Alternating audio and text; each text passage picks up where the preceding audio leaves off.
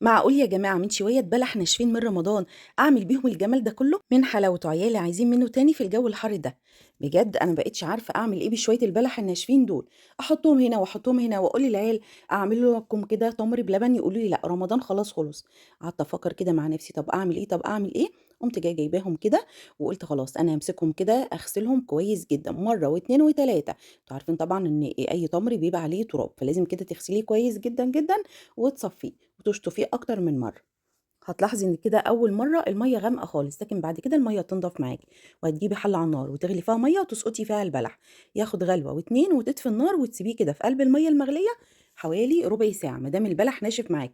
طب لو عندِك بقى بلح من اللي هو الطري، لأ هتاخديه غلوة والتانية وتطلعيه وخلاص، لكن البلح الناشف يا جماعة تيجي تبُصي تلاقي يعني القشرة بتاعته ماسكة فيه شوية، فلازم إن هو إيه تسيبيه كده في المَيّة لغاية ما يقشّر بالشكل اللي أنتم شايفينه ده. هامسكه بقى أشطفه تحت الحنفية وأصفّيه وأبدأ إن أنا أقشّره زي ما أنتم شايفين كده، أشيل منه القشرة اللي هي من برّه وأشيل منه النَقَع، وكده بقى خلّصت الكمية كلّها زي ما أنتم شايفين. هاقسمها كده على مرتين، آخُد نُص الكمية واستخدمها في الكبة والنُص التاني هاعمله معاكم في الخلاط، وهتشوفوا النتيجة أنهي الأفضل بالنسبة لي. بُصّوا بقى هاجيب كده نُص الكمية حطيتها كده في قلب الكبة وحطيت عليها معلقتين كبار من لبن البودر وكمان معلقتين كبار من الكريم شانتيه، وهانزل عليهم كده بفانيليا وعلبة زبادي، علبة زبادي كبيرة زي ما أنتم شايفين كده، هانزّلها بالقشطة بتاعتها بكل حاجة فيها، تمام، مش هاشيل بقى الوش بتاعها ولا الكلام ده، لأ كلّها كده هانزّلها، ومعلقتين عسل كبار وده اختياري، وكمان رشة فانيليا، عندِك بقى فانيليا سايلة، فانيليا باودر براحتك يعني المتاح، وهابدأ هنا بقى أضربهم في الكبة ضربًا يعني مُبرحًا، مُبرحًا، مُبرحًا، هاجي أفتح كده وأبُص عليهم هالاقيهم تُقال جدًا، هابدأ إن أنا أحط شوية مَيّة بشوية مَيّة، عايزة أقول لكم هي واخدة مني كوباية مَيّة، تمام؟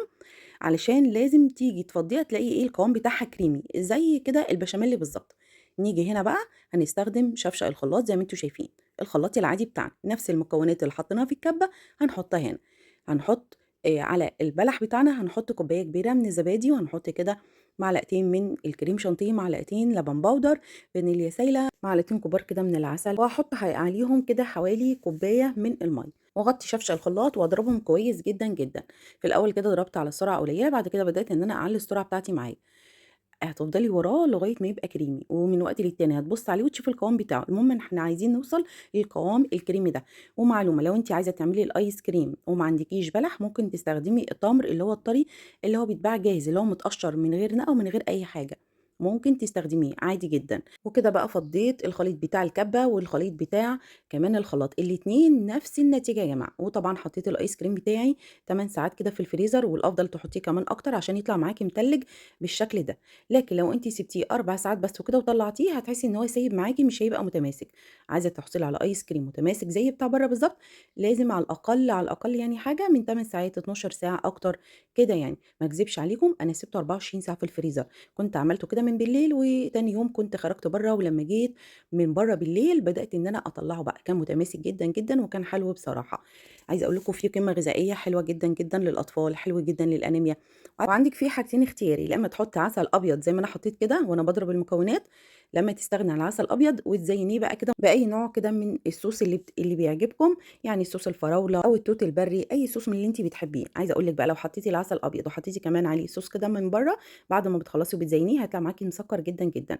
تختاري لا إمّا ده، لا إمّا ده، ما فيش بقى تسلم إيديكِ في الكومنتات والّا إيه، وانتظروني في فيديو